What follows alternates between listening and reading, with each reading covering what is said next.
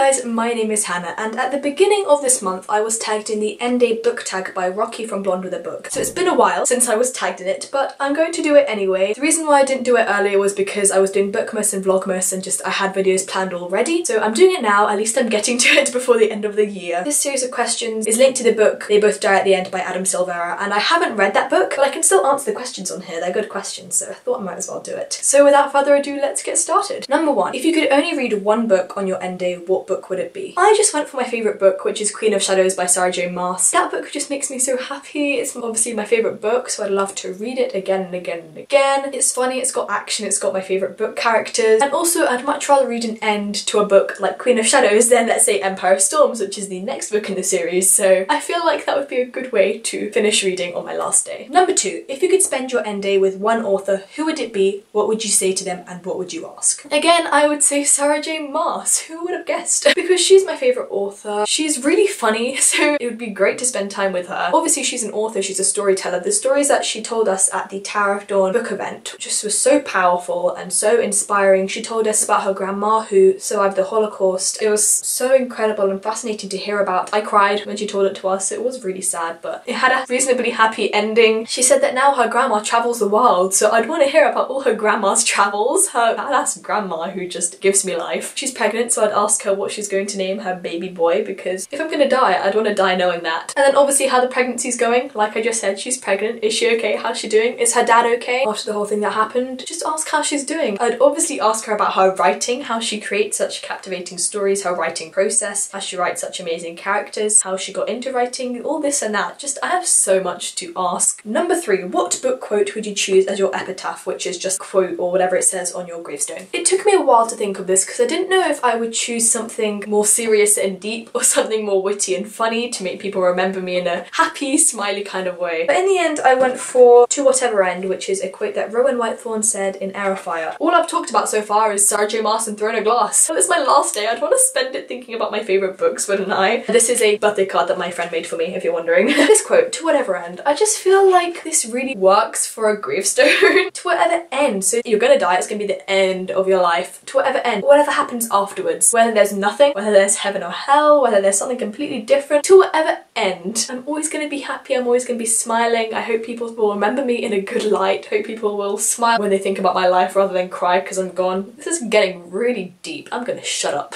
Number 4. Given you were guaranteed safe travels to and from, where would you like to read for the last time? This isn't just to read. I just think that if you're given guaranteed safe travel to and from somewhere on the day when you're told you're going to die, then you're gonna go to somewhere where you've been wanting to go for ages. And for me, that is Japan. My parents went there a couple years ago and I saw the pictures. I watch people on YouTube who live in Japan and just, it looks so cool. So I'd want to go to Japan, see all the cities, see what it's like there. I'd like to read as well. Hopefully they have some nice parks where I can just sit down and read. I'd just love to see what it's like there. Number 5. What fictional world would you want to spend your end day in, and what would you do? Now my answer may make it seem like I want to die as soon as possible, but I swear it's not like that. And that is the Shadowhunter world. I would want to live in the Shadowhunter world to be able to see warlocks. I know that I could go to Hogwarts for that and that could be way safer, but also I want to see fairies, I want to see vampires, werewolves and Shadowhunters, obviously. Not only that, I'd want to see the Institute, specifically the London Institute, because like in Lord of Shadows when they went there were a bunch of pictures of Will Herondale. There was the library. Oh my god, I want to see the library. And then I'd want to go to Idris. I think that's how you say it, Idris?